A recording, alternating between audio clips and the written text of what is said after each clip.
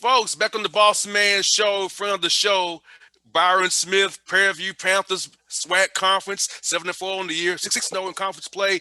Coach Smith, good to talk to you again. How's life, man, down there in Prairie View? Life's good, my friend, and thank you for having me on the show. Always excited to be able to spend some time speaking with you about our program. Obviously, we had a little bit of a pause, which everyone is kind of going through, so it's kind of expected from time to time. But we're dealing with it. We'll be off for about a week, and then we'll get back to the floor, and hopefully we can continue our winning ways, in conference play. Now, Coach, this year's been mirrored with just stops, starts, everybody in the country. And how have Mhm. your young men persevered through this? You know, you had some games canceled and postponed in the past, but just talk about your team's resolve and your mental makeup of your guys to fight through all this adversity. Boss, I'm so proud of my guys. I mean, obviously it's tough. It's tough for us as grown men. You can imagine what it's like for young adults that 19, 20, 21 years old that that's all they've ever really had that's been consistent in their life, the love of their family, the support of their family and basketball.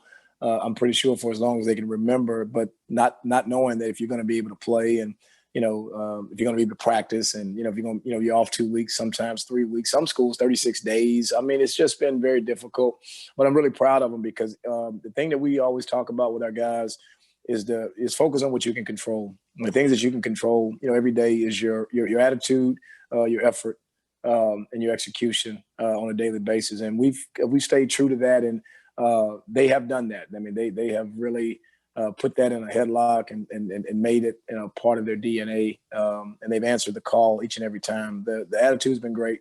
Energy's been great. Effort's been great. And they've been a tough, resilient bunch. So I'm really proud that they've been able to go through some adversity and come out in a positive way. We still have ways to go. There's still a lot of basketball to be played. But up until this point, I'm really proud that they've really been able to endure some tough situations, but be able to make the best of it.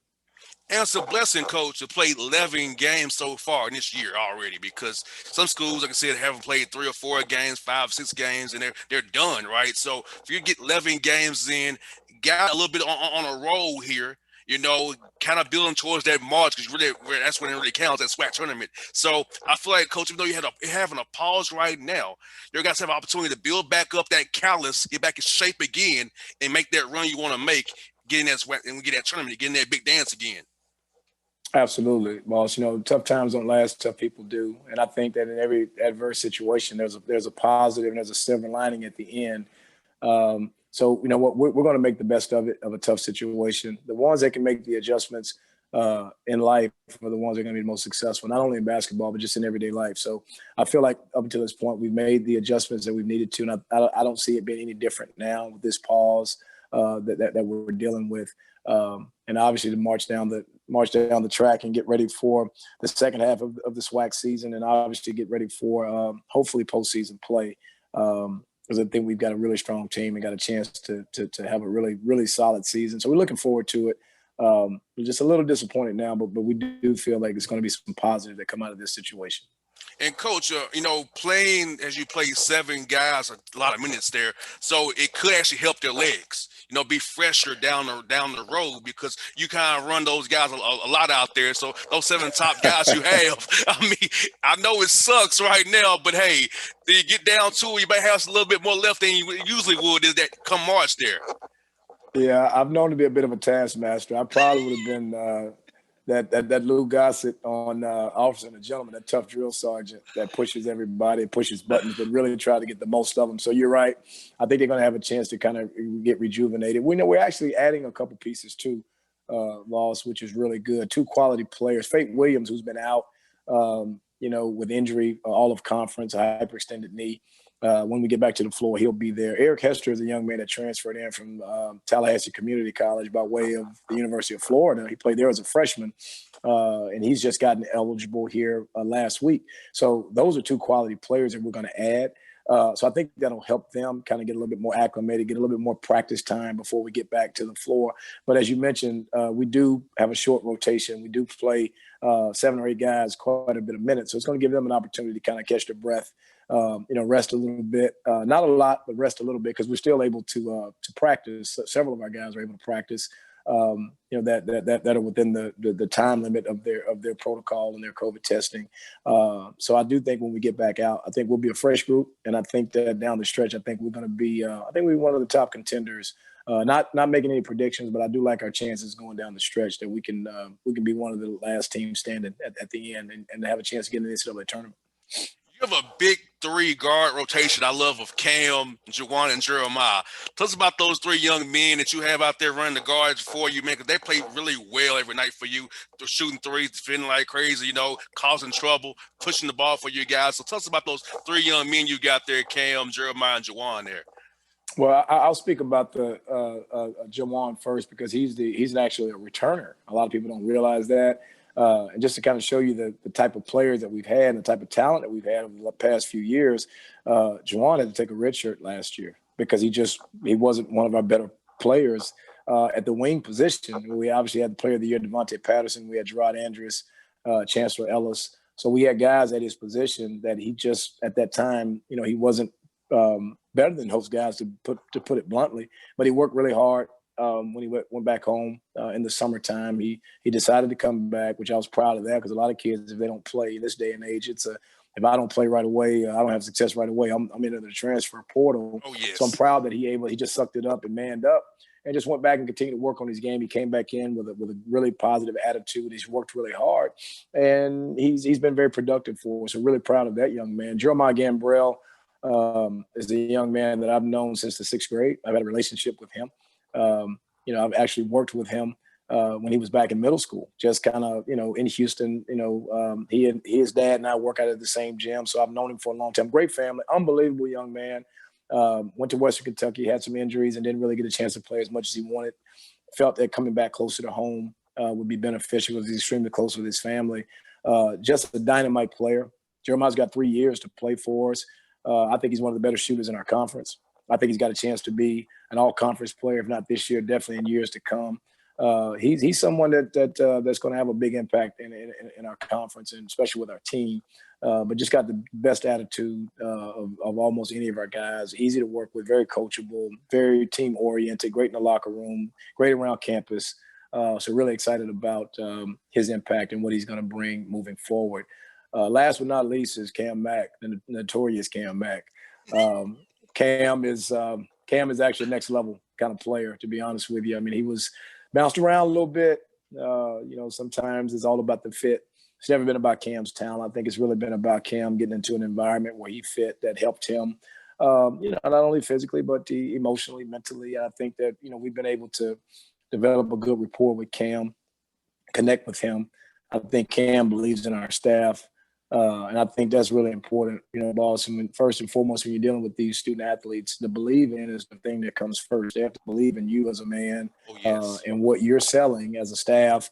The buy-in is second, the system and how you play. That's second. That's secondary. You got to get the believe in first. I think Cam believes in what we're doing and how we are, that we actually care about him. Not saying that other institutions, other places he's been, they didn't care, but I think it was more just about him getting a fit. Now, the basketball part comes easy for Cam. Cam, I'm always on him all the time about getting in that weight room. It's more than just talent, Cam. If it's just about talent, boss, Cam Mack can play anywhere in the country and can be a starter at any program in the country. I think he's got that type of talent. I think he's got that type of upside. I think Cam has a future in this game beyond Prairie View if he wants to put the work in and start doing some of the other things, the weights, the nutrition, the being in the gym, just, hours at a time, the Kobe Bryant way, just continuing to try to be better today than you were yesterday. If Cam can adopt that, the sky's the limit for him. I think right now he's an elite player, one of the better players in our league, one of the best players that we've had at Prairie at the point guard position since I've been there, and this is my 5th year. So I can go on and on about him, but really happy to have him and just excited to get back on the floor and just see how far we can go with this group. But I'm definitely blessed as a coach to be able to work with quality young men who bring it every day, take care of their academics, and just good citizens, out in our society each and every day. Well, Coach, Cam needs a guy like you because that's why I feel like it's a great fit because, you're going to be on him and giving me – see, you're real and transparent. See, you and I both know that some guys who portray real and transparent or really not. But Absolutely. you know with Byron Smith where you stand always, so he needs that, and you do it to make him better and make all your guys better. Because so you being a taskmaster is good because it's funny. I always got along better with my coaches who are more taskmasters. I did the one who kind of let me slack. So I've always found a Absolutely. taskmaster really cared more about me because he want to make me better, not let me just get complacent and comfortable. You're doing what I was doing. So I feel like your guys love you for that as well. Yeah. I appreciate that, boss. You're exactly right. And I'm the same way. I came through that old school way of, of getting it and getting the truth and just being, how the young kids say today, being real with them. I think we as leaders, I think we as adults, I think we as mentors, coaches, I think it's our job to give these young people the facts. The choice is theirs, but we have to give them the facts. We have to tell them what's real, what's temporary, and what's fake. And they take it and do with it what they want to do with it. Because my thing is, I always say, I never want a kid to leave my program, and because this is the last stop before he goes out into manhood. Even if this is a professional athlete or just going out to get a job at Walmart or Amazon or wherever, you always want to let them know that, hey, life is not easy. You're not gonna have heaven on earth. You know what I mean? And you're in a blessed position to be where you are. Take it and make the most of it. But I never want a kid to say, come back and say, Coach, man, yeah, you didn't tell me it was going to be like this. Yes, we did. We did tell you. So you have a head start. You have a survival kit when you leave our program. I feel we're an extension of your family and your parents, and telling you and reiterating, reinforcing the same things that they should have told you. So you're right, and we try to do that. And 99% of our kids, they respond to that. They still come back, balls, to our program. They still come back for homecoming. They come back in games, especially if they're close enough. And that makes me feel really good because it makes me feel that, what we sold and what we told them was something that was true, and that they're experiencing it in their everyday life. Obviously in the workforce, or becoming a husband, becoming a father. It's just so much that they're getting ready to take on. And we just want to make sure that they're prepared. And I feel really good about myself and our staff in our institution and our department that we do a pretty good job of helping these young men transition from boys to men. And Coach, it's so funny for me. Coaches are the one who molded me, Coach. For me, it was Mm-hmm. Frankie Allen, Cy Alexander, who Mm-hmm. helped me in my life, Mm-hmm. taught me off the record. Even Will Jones, we're close in age, but he helped me as well, right? So Right. all these different guys through sports, from Mm-hmm. 5 years old, Frankie Allen's basketball camp, 5 years old, his basketball camps, Tennessee State, to now. All these lessons I was taught as a young man have helped mold me to the man I am today, to be a leader in my community and to be a good boyfriend, a leader, a mentor, a friend, a father figure. So many multiple kids that I don't have any kids myself, but I have a bunch of them in the community here in Atlanta. So I feel like Mm-hmm. you said, the right coach, the right mindset with a coach helps you as a young man be a better community leader when you leave for me TSU, for you Prairie, for you, and wherever else in the SWAC. So I feel like it's so important for young men to choose a coach who really cares, who really wants to mold them beyond just doing something for them. Which I know you want to win games, but winning the game of life is more important, in my opinion, Coach. Absolutely. You're so right, Boston. And I tell you, like that old saying, we all live by it, that it takes a village to raise a child. And we're all extensions of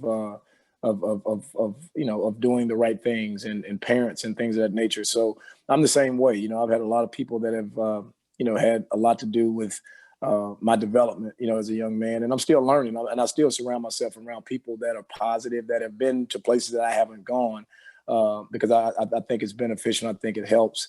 One of the things that I try to do, boss, with my young people, is that I try to share my experiences, and I think when you do that, you can never be wrong. And when you start giving opinions and giving advice, that's when you can kind of get yourself in a little bit of trouble. Well, Coach, you told me this. No, I shared with you that when I was your age, or when I went through this similar experience that you're talking about, this is kind of how I handled it.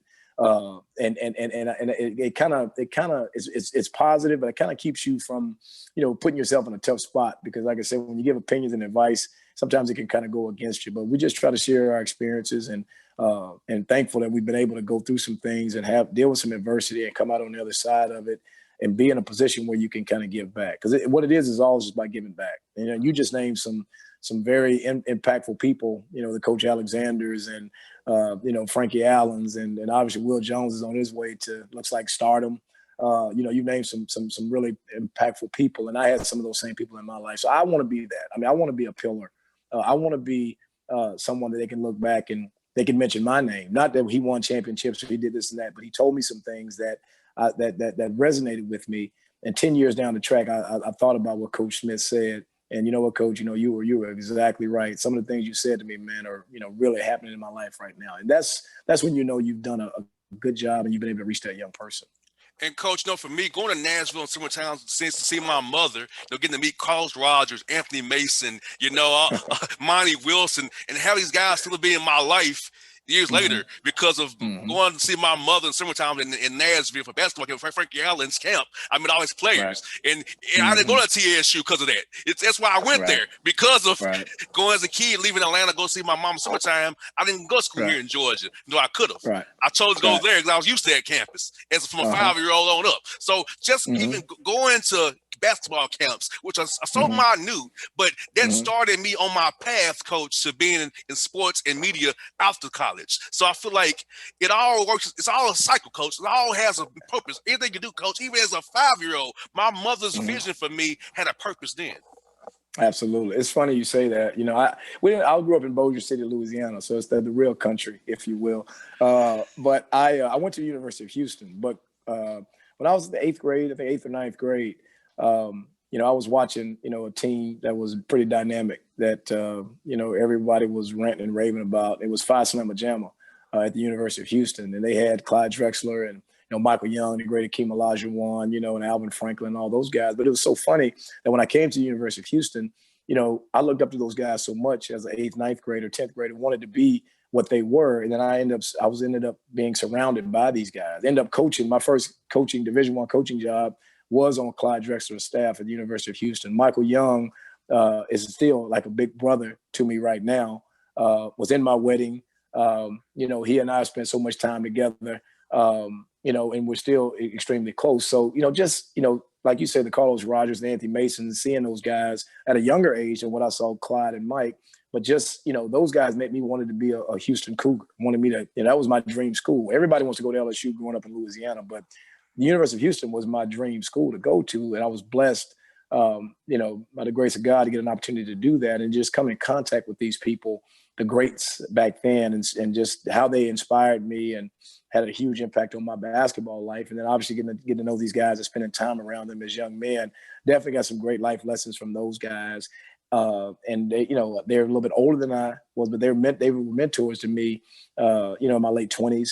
Early 20s as a player, and then late 20s when I was around those guys, working with them on the staff. And it's the same thing that we're trying to do right now. It just takes a village, but just being able to have an impact. A few words that you may say, you don't know if that's the difference in a young person going the right way or not going the right way. So, we have a tremendous responsibility, and we don't always know that people are watching. Young people are watching, our move, almost our every move. So we have to be an outstanding example, a shining light, and be a picture of consistency for these young people, so they can not necessarily go out and be like you, but maybe some of what you have done will impact them, and they can get out and be productive in society. And once we do that, again, I feel the job is done with that particular young man. You got that right, Coach. I told Coach, I said, Coach Allen, I remember you told me I was 7 years old, Coach, and I still remember this stuff to this day. He's like, you remember that? I said, yes, I do. That's how much impact it had on me as a 7-year-old. Seeing you every summer, spending weeks with you every summer, I learned a lot, So for me, I love being around basketball and football because it taught me so much, Coach. And I'll tell you this too. It taught me about different cultures because being in the hood of Atlanta, I didn't see white people. So playing chapel baseball, I got to meet white kids, Hispanic kids, Asian kids, because I just wanted to win and go leave the hood for a weekend, keep playing baseball. I didn't care about who color, race. I just wanted to win the game. I love my dad, but I wanted to get out of the hood for the weekend and go travel. So it's like sports is just such a great vehicle to teach you about life and culture and diversity of all kinds. It is. I mean, it's and it's just something. It breaks down all racial barriers. I'll be very blunt and just say that because sports brings all walks of life together. Different socioeconomic groups, Black, white, Latin, Hispanic, Asian. It just doesn't matter. And when you're out there competing and you have the same goal, nothing matters. How much money you have, what type of car, what type of house, none of that stuff matters. You're focused on that one particular goal. And then the more you're around that person, you start to realize that, you know what, just because a kid may have more than you, everybody's dealing with the same thing. We're all trying to make it. We're all trying to make baseball or football or basketball or track or whatever the case may be. We're all trying to make it, a part of our everyday life. We want to do it. We want to see how far we can go with it. So everybody's sharing the same bond. Everybody's sharing the same goal. You develop a bond. And I think that's the one thing. Sports is so pure.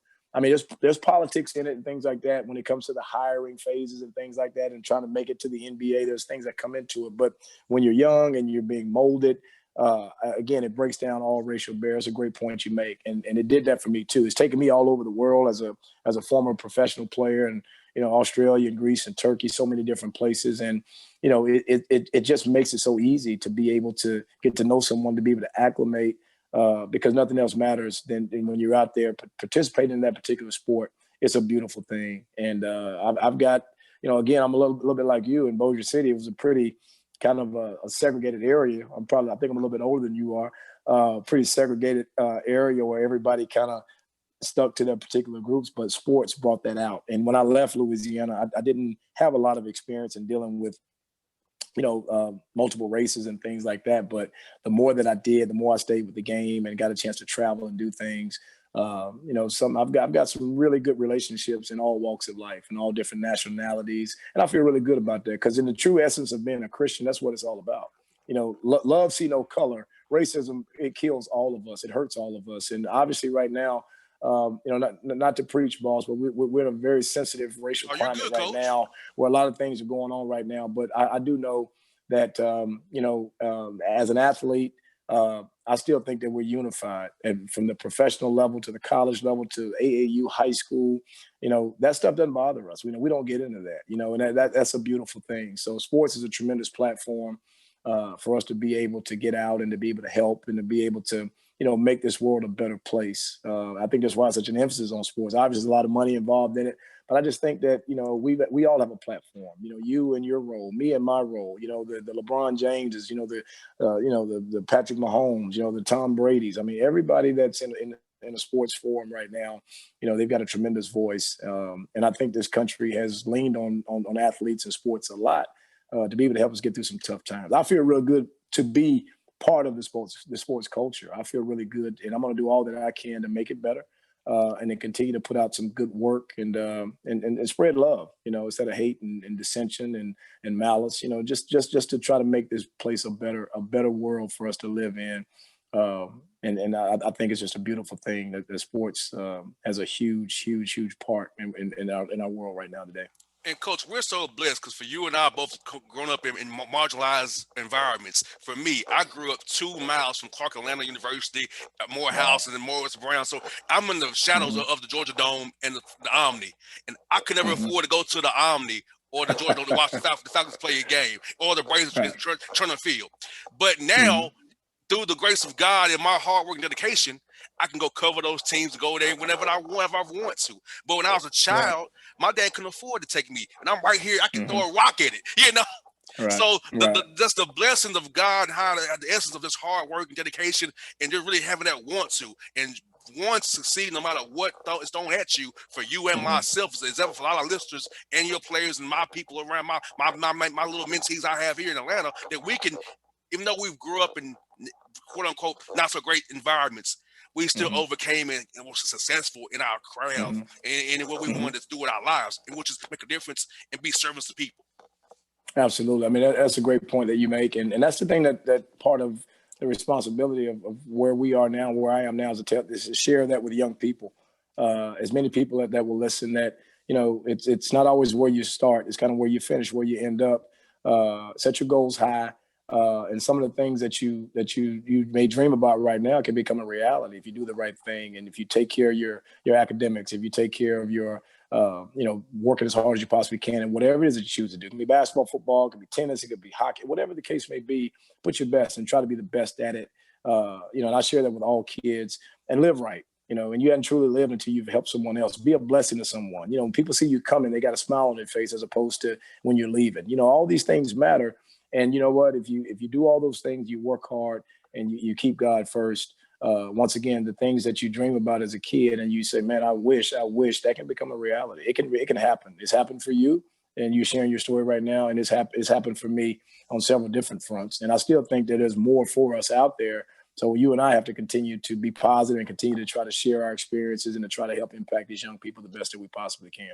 And coach, people ask me all the time, coach, why would you interview a SWAT coach or a MEAC coach or whatever? I said, because I'm a black man in America. They need a platform. Because if Absolutely. I don't cover you all, who else going to do it? Because you all, Absolutely. who would hear what we was talking about today, sharing our stories about our backgrounds? Who would ever cover you like we're doing today with no commercials, no hard outs, to talk about it freely? So Right. this platform is to help black coaches, black schools, black community hear our stories. Because, coach, you know this. It's not like cover us when something bad happens. You know that. That's true. Right. That's true. If it's a scandal or something bad, there'll be a Prairie View, Tennessee State, Tennessee Southern, Mississippi Valley State, whatever. As long as if something's good happening, we don't care. So I want to be the platform that even a random February day, Black History Month, still talk to Coach Smith because I want to hear about Prairie View and talk about life with him. Because that's why I do it, Coach. People ask me all the time, why? You just cover the Hogs, the Braves, but I have a bigger calling.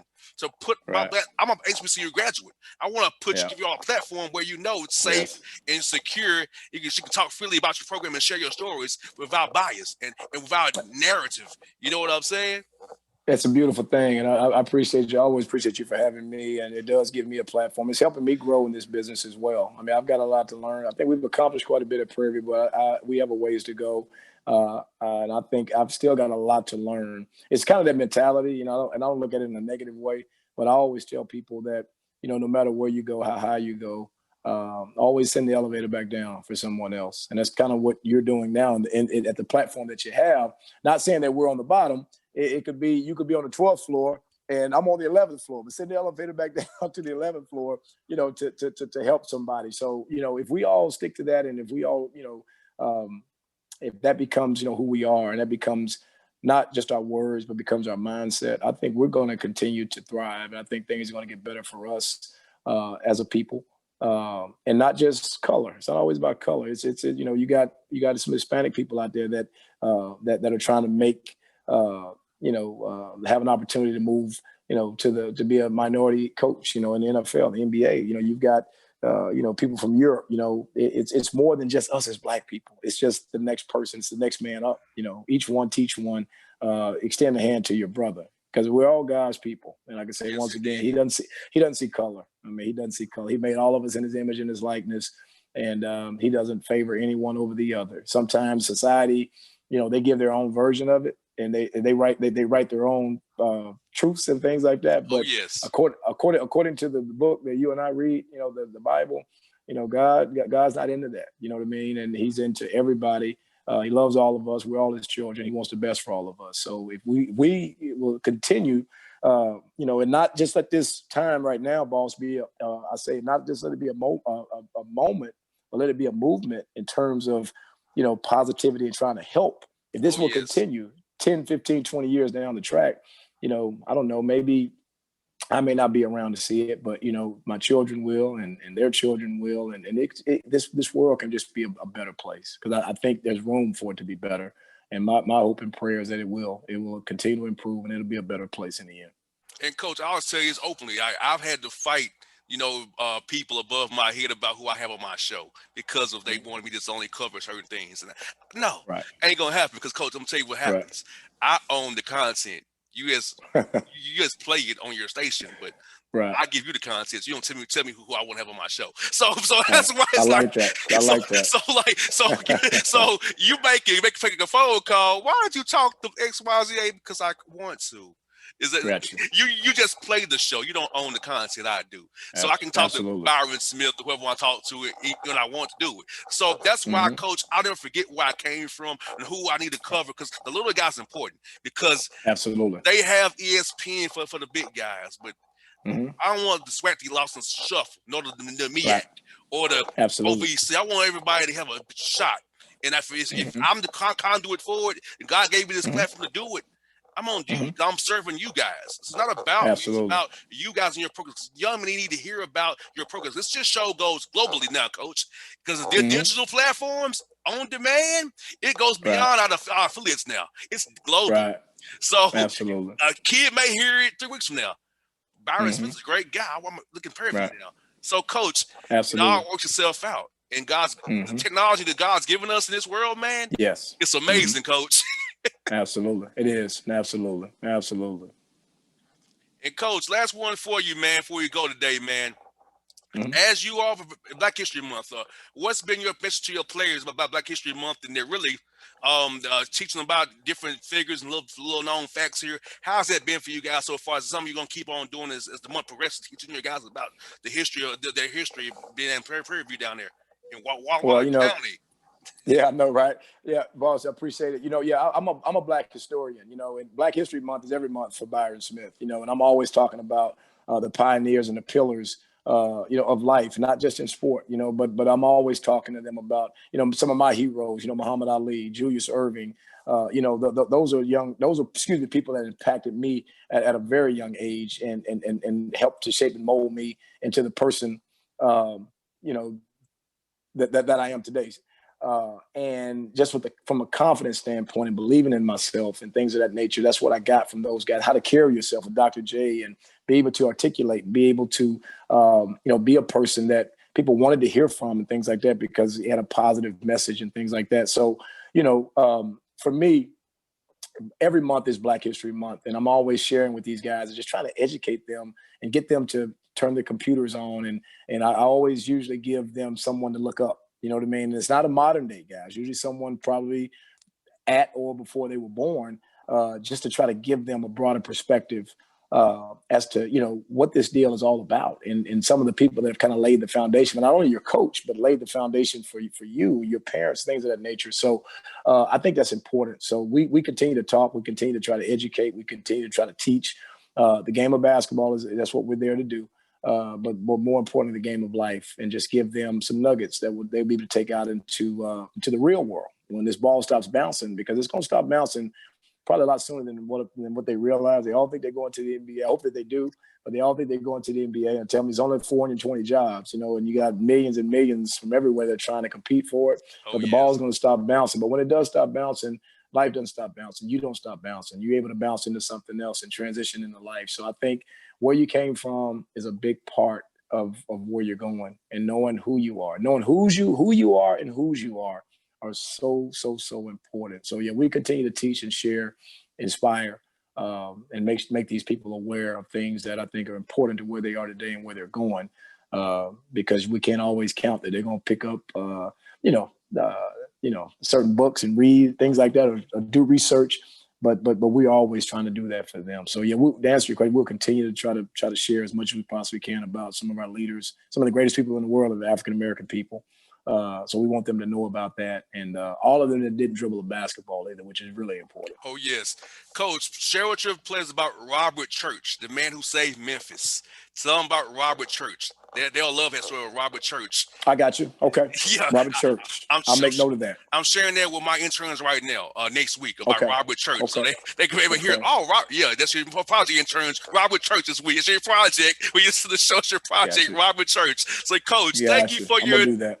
Yes, Coach. Hey, Coach, thank you for your time as always. I was going to catch up with you, Coach. I wish your players the best of luck, and you all getting healthy real soon, man. I'll be cheering for you as always, man. Boss, always a pleasure, man. You're a quality guy, and anytime you need me, just give me a holler. I really enjoy spending time on your show. Okay. Sure will, Coach. Thank you so much, buddy. Be safe now. Take care. You too. All right.